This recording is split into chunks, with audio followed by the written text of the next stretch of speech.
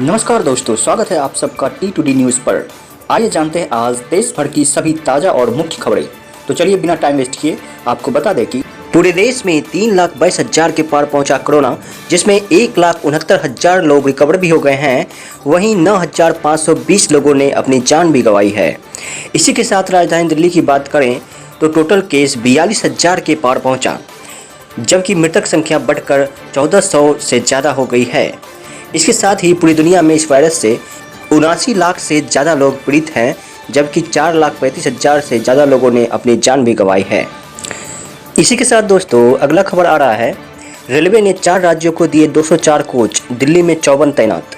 जी हां दोस्तों, बता दें कोरोना के लगातार बढ़ते मामले के बीच रेलवे ने 4 राज्यों में बेड की उपलब्धता सुनिश्चित करने के लिए 204 कोचों की तैनाती की है। साथ ही अगर जरूरत पड़ी तो रेलवे बिस्तर की उपलब्धता बढ़ाने के लिए 5,000 कोचों को अपने खर्च पर तैयार करेगा।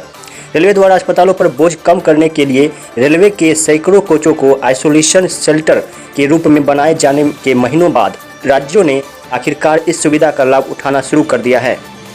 इसी के साथ दोस्तों अगला अपडेट आ रहा है, अमित शाह की सर्वदलीय बैठक में फैसला, दिल्ली में हर किसी का हो सकेगा कोरोना टेस्ट आधे दामों पे। जी हां दोस्तों, बता दें कोरोना संकट के बीच गृह मंत्री अमित शाह की अध्यक्षता में सोमवार को हुई बैठक में फैसला लिया गया कि देश की राजधानी दिल्ली में अब हर किसी को कोरोना टेस्ट कराने का अधिकार होगा। दिल्ली की स्थिति को लेकर हुई इस बैठक में बीजेपी सहित कांग्रेस, आम आदमी पार्टी और बसपा के नेता ने बैठक में हिस्सा लिया। दिल्ली में 41,000 से अधिक लोग संक्रमित हैं और 1,300 से अधिक लोगों की संक्रमित से मौत हो चुकी है। इसी के साथ दोस्तों अगला अपडेट आ रहा है, कोविड-19 के संदिग्ध मामलों में सब परिजनों को सौंपने की दिशा निर्देश में राहत। जी हां दोस्तों, बता दें केंद्रीय स्वास्थ्य मंत्री ने कोविड-19 के संदिग्ध मामलों में जान गंवाने वाले लोगों के शवों को अंतिम संस्कार के लिए उनके परिजनों को सौंपने को लेकर तय दिशा निर्देश में रविवार को राहत दी। अब ऐसे मामलों में शव लेने के लिए परिजनों को प्रयोगशाला के नतीजों की पुष्टि का इंतजार नहीं करना पड़ेगा। इसी के साथ दोस्तों अगला अपडेट आ रहा है, मुख्यमंत्री अशोक गहलोत ने 6 राज्यों को हर रोज 5,000 कोविड-19 टेस्टिंग का दिया ऑफर। जी हां दोस्तों, बता दें राजस्थान के मुख्यमंत्री अशोक गहलोत ने अपने 6 पड़ोसी राज्यों को कोविड-19 परीक्षण सुविधा की पेशकश की है। अशोक गहलोत ने रविवार को ऐलान किया कि अगर जरूरत हो तो इस मुश्किल समय में उत्तर प्रदेश, दिल्ली, मध्य प्रदेश, पंजाब, हरियाणा और गुजरात हर रोज 5,000 परीक्षण राजस्थान में करा सकते हैं। इसी के साथ दोस्तों अगला अपडेट आ रहा है, ICSE, ISC स्टूडेंट्स छोड़ सकते हैं पेंडिंग बोर्ड परीक्षा, इंटरनल असेसमेंट में मिलेंगे अंक।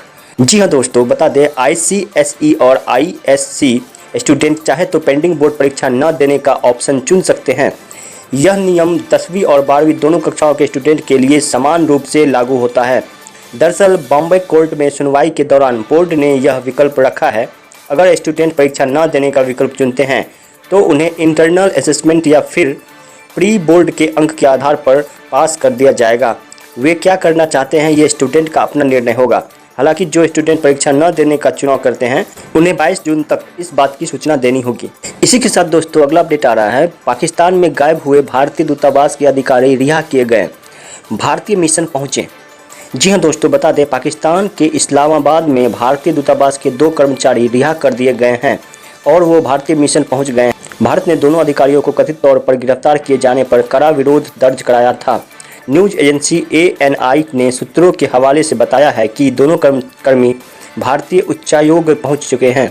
पाकिस्तान की मीडिया ने खबर दी थी कि सोमवार की सुबह से लापता 2 भारतीय कर्मचारियों को पाकिस्तान के अधिकारियों ने टक्कर मारकर भागने में कथित तौर पर संलिप्तता के आरोप में गिरफ्तार किया है। आधिकारिक सूत्रों ने बताया कि पाकिस्तान मिशन के प्रभारी को विदेश मंत्रालय ने समन किया और 2 भारतीय अधिकारियों की गिरफ्तारी की खबर पर उन्हें आपत्ति पत्र जारी किया था।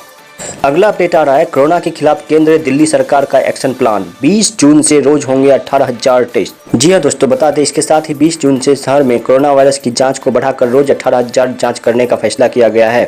राष्ट्रीय राजधानी में संक्रमण के बढ़ते मामलों के लिए कांग्रेस ने केंद्र और दिल्ली सरकार पर निशाना साधा है।